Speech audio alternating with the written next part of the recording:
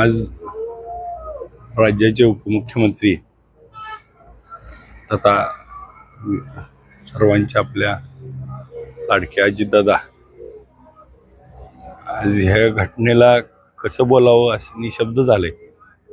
कारण माझ्या आयुष्यात अनेक वर्ष दादांच्या सहवासात राहिलो. विठ्ठल कारखान्याच्या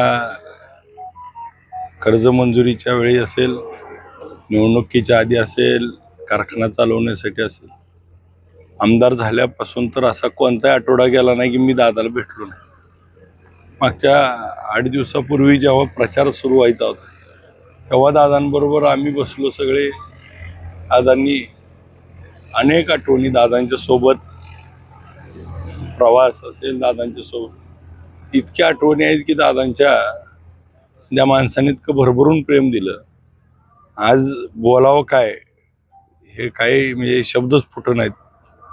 या माणसाचा असा होणं, मला आता प्रतिक्रिया देणं सुद्धा शक्य नाही.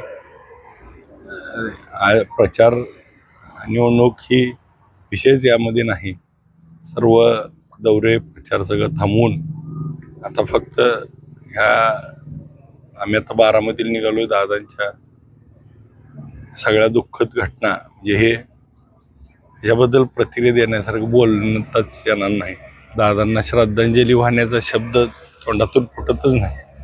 दादांना श्रद्धांजली वाहणं म्हणजे आयुष्यात कधी अशी वेळ असं वाटत नव्हतं. दादांना भावपूर्ण श्रद्धांजली अर्पण करतो.